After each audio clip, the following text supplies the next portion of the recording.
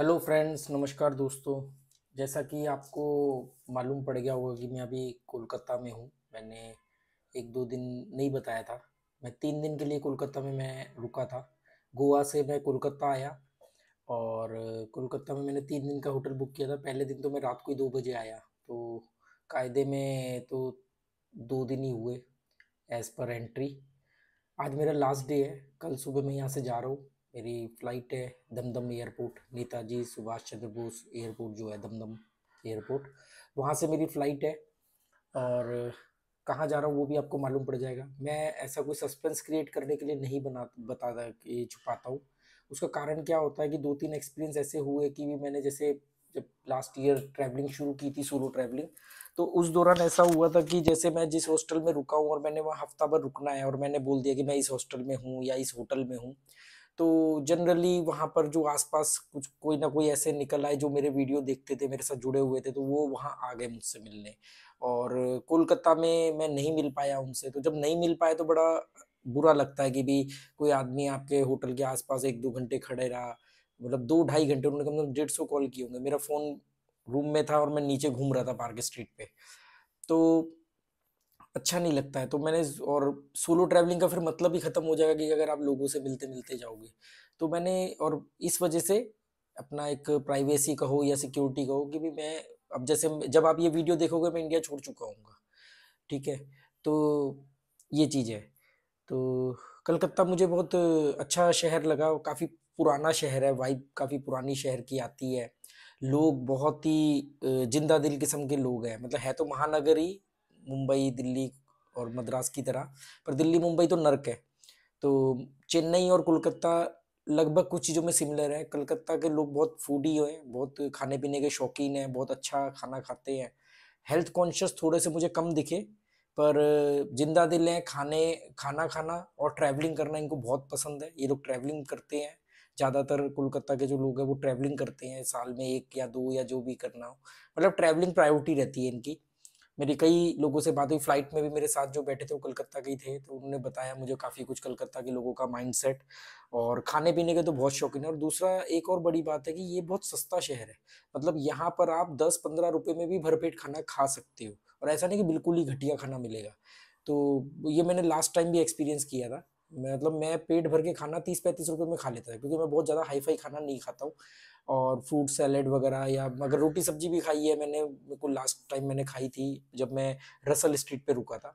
Russell street, park street थोड़ा posh इलाका है। फिर तानिया शुभम से मुलाकात हुई, उन्होंने मुझे कलकत्ता की कई चीज़ें, कई जगह घुमाई। आप वो वीडियो पड़े हुए हैं सारे, आपने, लास्ट ईयर फरवरी की बात है। तो इस बार थोड़ी सी ठंड है यहाँ पर। और मैंने सोचा था कि मैं निकलूंगा बाहर कहीं घूमूंगा, मैं सच ही मेरा मन ही नहीं कर रहा। मैं जिस समय इस होटल में रात को 2 बजे एंटर किया हूँ, उसके बाद मैं अभी तक अपने कमरे से बाहर नहीं गया, और इस कमरे में कोई खिड़की भी नहीं है। आज मैंने सुबह सोचा था जाने का, तो मेरे मोबाइल में जैसे मैंने वो देखा, तो गूगल खोलते तो उसके नीचे एक रेड डॉट आ रहा था, साथ में AQI आ रहा था। 380 या 342 के करीब AQI था, रेड डॉट के साथ, कि मतलब डेंजर AQI है। और तो एक तो वैसे ही बंद नहीं किया। 1 मिनट होल्ड करिए। अच्छा, कॉफी। यार ये शोर कब तक चलेगा? ठक ठक ठक। वो काम कर रहे थे। मालूम, मैं 2 दिन के लिए आया हूँ, मैं सोना चाहता हूँ, मैं सो ही नहीं पाता दिन में। परसों रात को मैं 2 बजे आया, मैं सोचा दिन में सो जाऊंगा, ये दिन भर ठक ठक ठक ठक।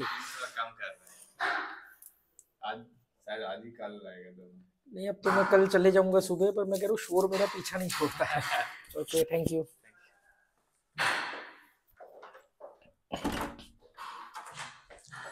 तो दोस्तों, कॉफ़ी मंगवाई थी। एक्चुअली मैं चाय पीने का मन था मेरा। मैं अभी नहा के निकला था, तो मैंने बोला कि एक चाय भेजना। तो उन्होंने बोला सर कॉफ़ी पियेंगे आप? मैंने कहा नहीं, चाय। फिर मैंने कहा यार कॉफ़ी, अब बोल दिया दिमाग में कॉफ़ी, मैंने कहा चलो कॉफ़ी भेजो, तो कॉफ़ी भी ट्राई करते।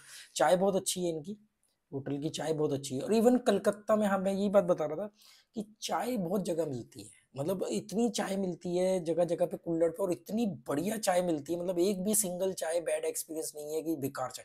प्रॉपर पका के, प्रॉपर, मतलब लगता है कि कोई आप रिच चाय पी रहे हो। तो चाय बहुत अच्छी थी। कॉफ़ी का भी फर्स्ट टाइम एक्सपीरियंस करूंगा मैं। पर लास्ट टाइम भी मैं वो कुल्हड़ वाली चाय पीता था, 10 रुपये, 15 रुपये, 20 रुपये जो भी है। तो बहुत अच्छा वो है। और देखो मैं क्या बोल रहा हूँ, शोर मेरा पीछा नहीं छोड़ रहा, मतलब मैं जब अब मेरी जिस जगह से मुंह भंग हो जाता है ना, तो वहां पर ऐसी वजह आने लग जाती है जिसकी वजह से वो मुंह भंग होने का गिल्ट नहीं होता है, मतलब एक डिटैचमेंट शुरू हो जाती है, जो पहले कभी दिल्ली को लेके शुरू हुई थी, फिर उत्तर भारत को लेके शुरू हुई, या पूरे भारत को लेके शुरू हुई। अब देखो, जिस जो रैशनल है, जो आईक्यू है जिसके पास, वो समझेगा कि ये किन पॉइंट्स पे है। इंडिया बहुत अच्छा है, मैं यहाँ पैदा हुआ हूँ, इंडिया के कल्चर में पला बड़ा हूँ, क्या मुझे लगाव नहीं होगा? मुझे अच्छा नहीं लगेगा? पर क्या करूँ, इंडियन इंडियन लोगों की मेंटेलिटी का क्या करूँ? तो ऐसी सिचुएशंस बन रही हैं, बनती जा रही हैं। अब देखो, घर में मैं पहले जब आया था दुबई से, तो सोच के आया था कि 2-3 महीने रहूंगा फिर जाऊंगा, 3 महीने कम से कम रहूंगा, फिर मैं किसी और कंट्री जाऊंगा।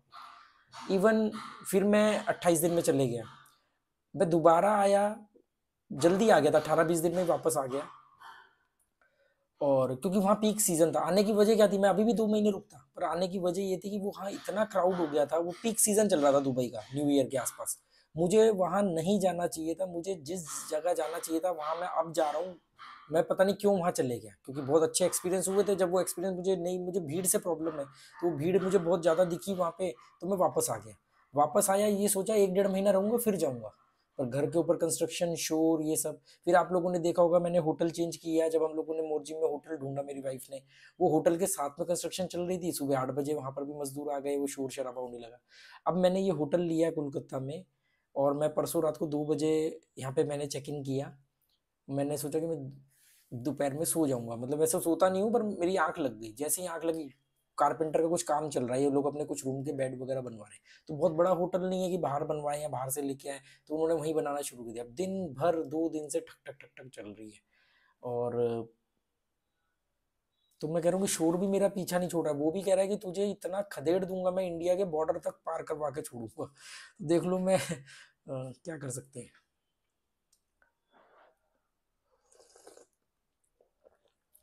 कॉफ़ी भी अच्छी है, स्ट्रांग है, मीठा भी कम है, चाय भी बहुत अच्छी होती है, मीठा कम होता है। और खाना भी इनका ठीक है, मैं बहुत कम खाना खाता हूँ, तो जो भी मैंने खाना मंगवाया है वो बहुत ठीक ठाक खाना आया है, मतलब ऐसा नहीं कि बेस्वाद आया है। तो कोलकाता में मेरे को खाने का कभी भी ऐसा नहीं मिला कि कहीं घटिया खाना मिला। सस्ता है, महंगा है, पर खाना सब जगह बहुत बढ़िया है। तान्या शुभम लंदन में है, नहीं तो मैं उनसे जरूर मिलता। और उन्होंने शायद या तो कल रात को आए होंगे या आज आएंगे, पर कल सुबह मैं यहाँ से जा रहा हूँ, तो देखते हैं।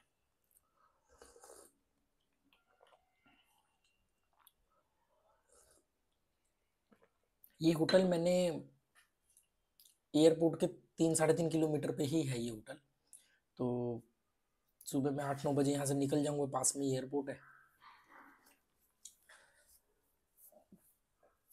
एक किसी ने लिखा था कमेंट में कि कब तक अपने आप से भागोगे। मैंने कहा मैं अपने आप से भाग नहीं रहा हूँ, अपने साथ घूम रहा हूँ, अपने साथ घूम रहा हूँ, अपने साथ रहता हूँ, मैं अपने साथ ही अ, अ, बात करता हूँ, इंजॉय करता हूँ। उससे जो कंक्लूजन निकलते हैं वो राय मैं आप लोगों के आगे रख देता हूँ। हो सकता है वो किसी, हो सकता है कि बहुत सारे लोगों के काम आ जाती है। लोग अपने अपने कयास लगाते हैं, और मटेरियलिस्टिक क्वेश्चन जब आते हैं तो मुझे बहुत बुरा लगता है, और मुझे बहुत गुस्सा भी आता है। आप पैसा कहाँ से कमाते हो? और खूब दिन पूछने के बाद मालूम क्या बोलते हैं, अरे हमें पता है यूट्यूब से आ रहा होगा। अरे भाई, जो पता है तो अपना टाइम क्यों वेस्ट कर रहे हो? जैसे किसी ने बोला कि अरे, खूब पूछने के बाद आप ना कोई इलीगल काम कर रहे हो इसलिए छुपा रहे हो। अब मैं ये कह रहा हूँ कि अगर मैं आज ये इस बात का जवाब दूं, तो कल को ये बोलेंगे कि भी आप अंडरवेयर पहनते हो नहीं पहनते हो, पैंट उतार के दिखाओ। मतलब हु आर यू? तो ऐसा थोड़ी होगा कि आप जो भी सवाल पूछोगे मैं जवाब देता रहूंगा। मैंने कोई कॉन्ट्रैक्ट थोड़ी साइन किया है, मैंने आपको बुलाया थोड़ी कि आओ मेरे चैनल पर। तो और फिर वो जब मैं नहीं हूं, तो अपने आप अंदाजा लगाता है कोई इलीगल काम करता होगा, ये इसीलिए नहीं बता रहा है।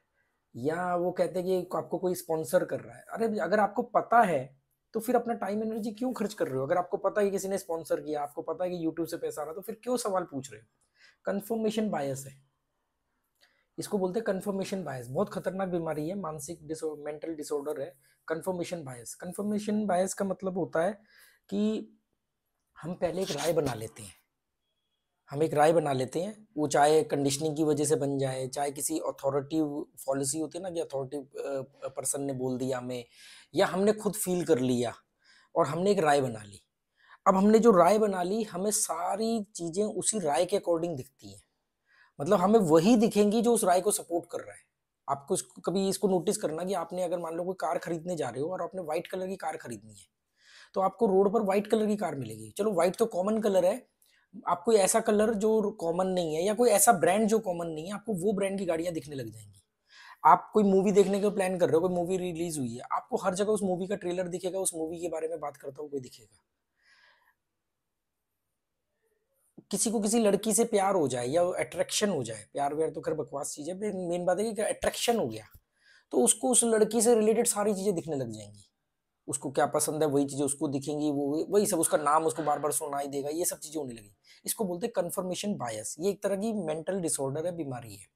तो मेरे बारे में भी लोगों ने एक राय बना ली है, तो वो राय जब बना लेते हैं, सभी ने नहीं, कुछ ही लोग हैं, उन्होंने एक राय बना ली है, अब मैं उनको कुछ भी साबित कर दूं वो नहीं रुकने वाले। तो खैर हम उन लोगों के बारे में नहीं बात करेंगे ज्यादा। मैं ये बात करूँ, कंफर्मेशन बायस से आपको बचना चाहिए। कंफर्मेशन बायस का सबसे बड़ा नुकसान क्या है कि आप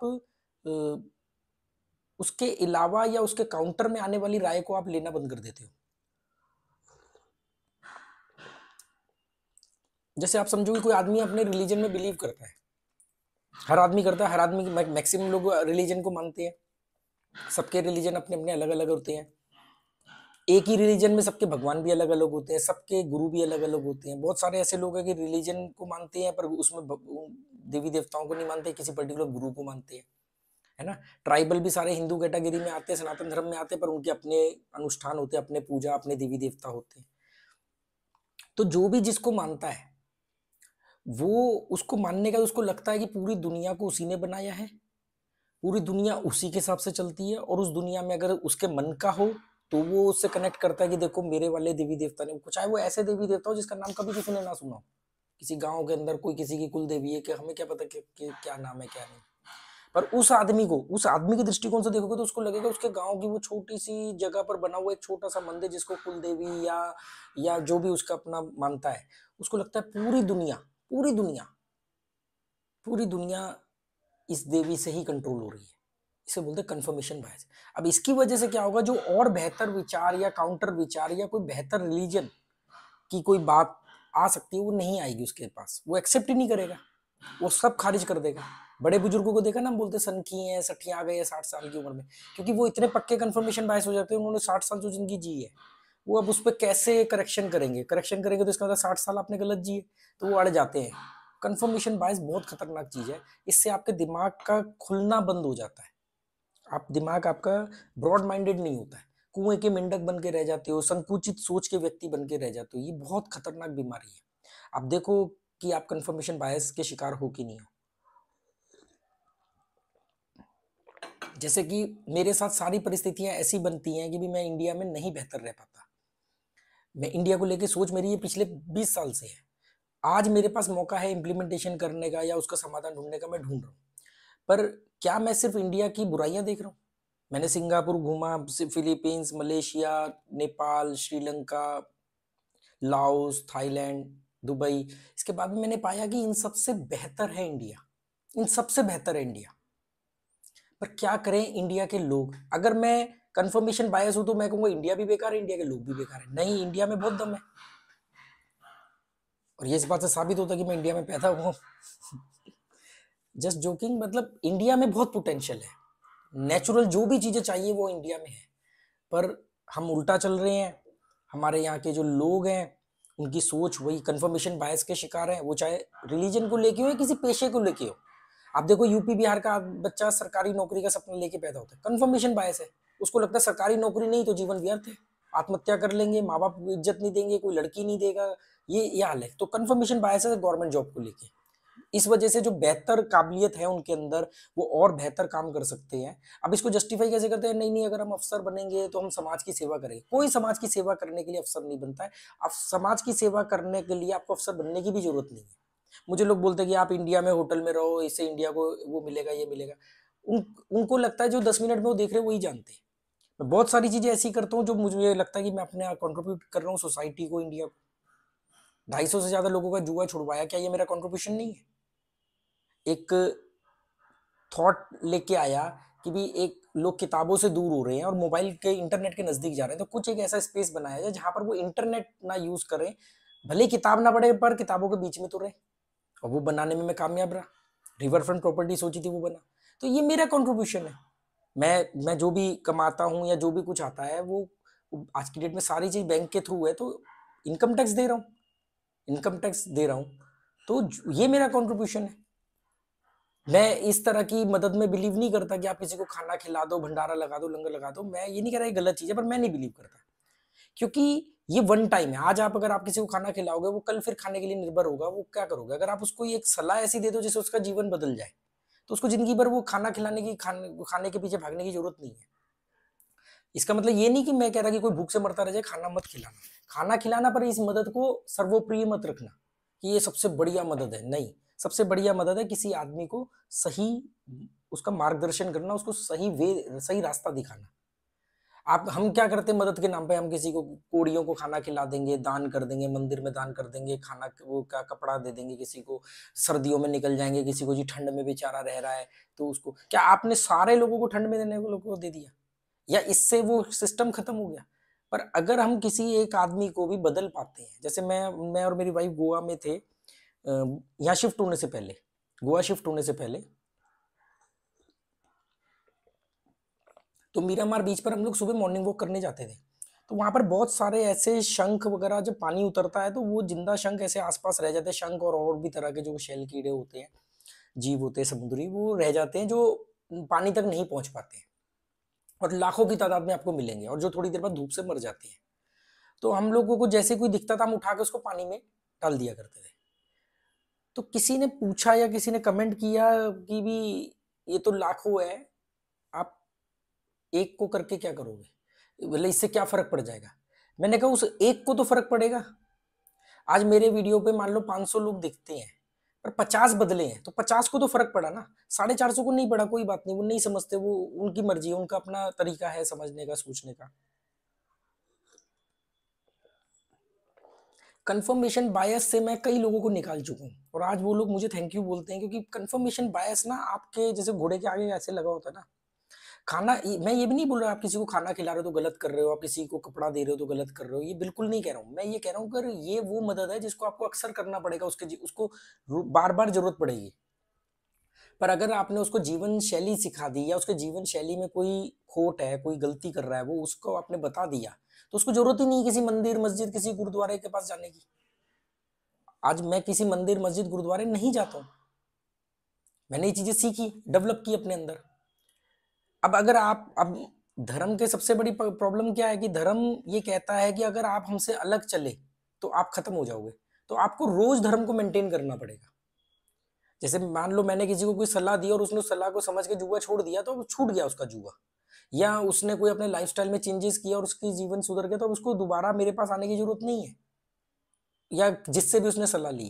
पर ये जो धर्म गुरु है या धर्म है, धर्म कहता है आपको रोज मुझे मेंटेन करना पड़ेगा, अगर आपने मुझे छोड़ा तो आप फिर भटक जाओगे। मतलब ये एक बीमारी की वो दवा है जिसको आपको लगातार खाना पड़ेगा, जैसे ही खाना छोड़ोगे आपकी बीमारी बढ़ जाएगी। तो फिर तो ये दवाई गलत है। दवाई का मतलब कि प्रॉब्लम का परमानेंट सॉल्यूशन, अब हमें जरूरत ही नहीं पड़ रही दवाई की।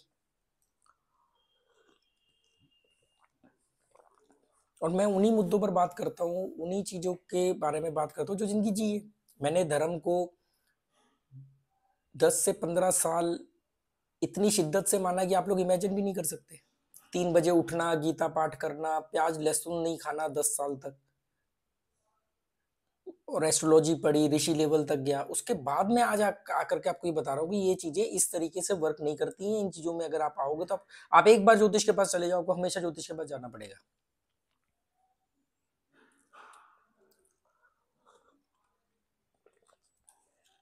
मैं एस्ट्रोलॉजी में बड़ा कुछ क्यों नहीं कर पाया? क्योंकि जब तक तो भीड़ के हिसाब से मैं एस्ट्रोलॉजी कर रहा था, तो मैं लाखों रुपए महीना कमा रहा था।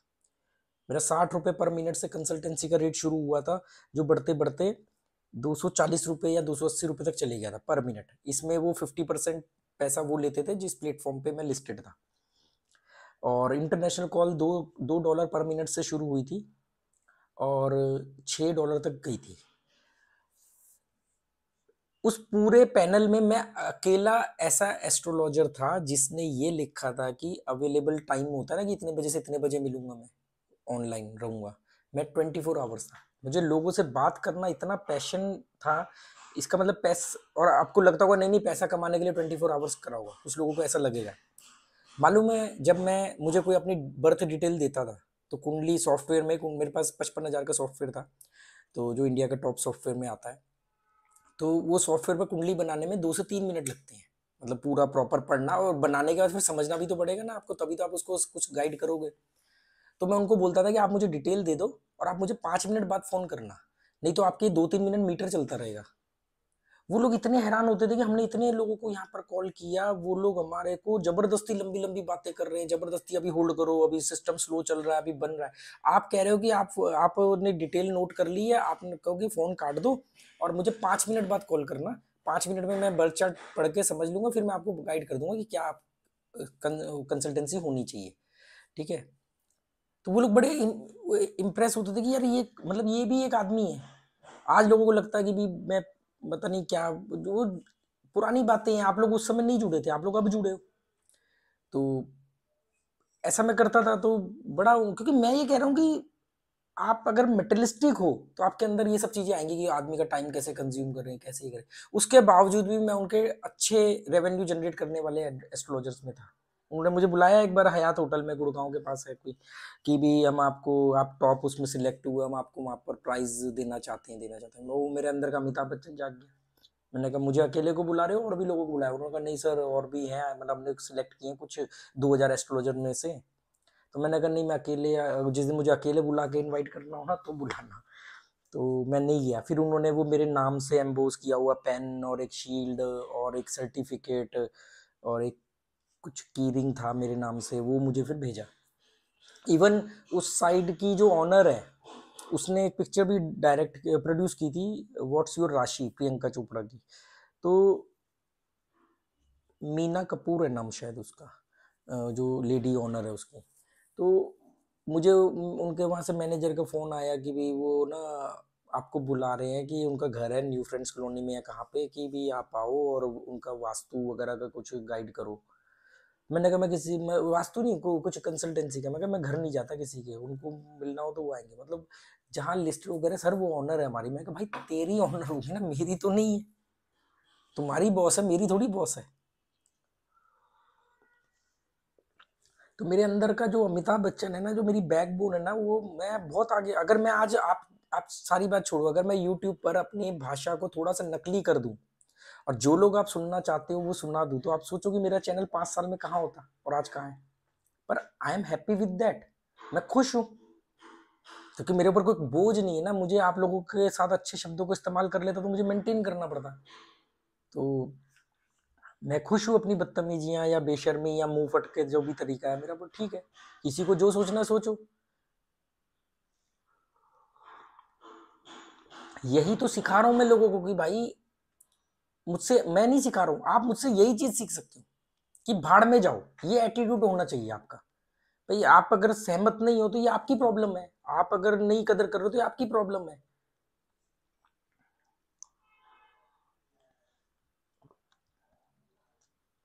कॉफी तो पी ली, चाय की कमी रह गई। सबसे अच्छी बात है इस होटल की मुझे लगी, छोटा सा होटल है, कि जो भी मैंने खाना ऑर्डर किया है ना, वो हाथ के हाथ बन के आया है।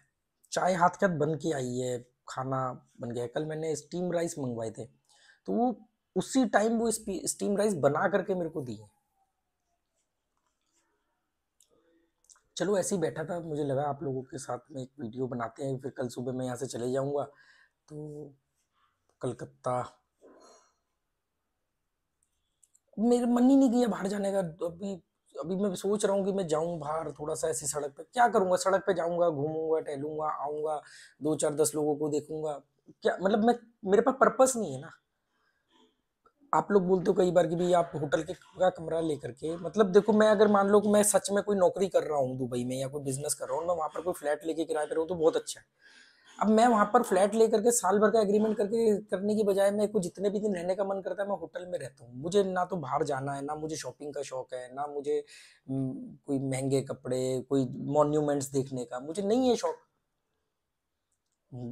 मेरे लिए यही बड़ी बात है कि मैं एक नए देश में हूँ और अपना लाइफ जी रहा हूँ। अब अगर मेरे को दुनिया में 200 देश घूमने हैं, 195 देश है अकॉर्डिंग टू यूएन, तो मैं अगर मान लो ये 100 देश भी घूमने के वो रखो तो मैं हर जगह जाके सड़कें ही नापता रहूंगा।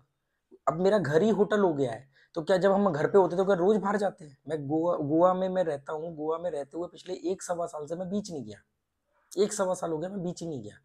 इवन 8-10 महीने से शायद मेरे बच्चे भी नहीं गए, क्योंकि बीच हम 5 दिन के लिए थोड़ी है। हम शुरू में आए थे ना, हमें बड़ा अजीब लगता था यार, हम ना गोवंस को नहीं देखते हैं बीच पे। गोवंस बीच पे क्यों नहीं है? क्योंकि गोवंस की लाइफ ही इतनी जॉयफुल है, उनको रोज रोज बीच जाने की जरूरत नहीं हो। तो टूरिस्ट है जो 5-7 दिन के लिए आए हैं, या किसी का दिल टूटा जी, वो डूबता हुआ सूरज देखेगा, क्योंकि गोवा सनसेट की नगरी है। वहां पर आपको सनराइज नहीं देखने को मिलेगा सी में से। तो क्या कर सकते हैं?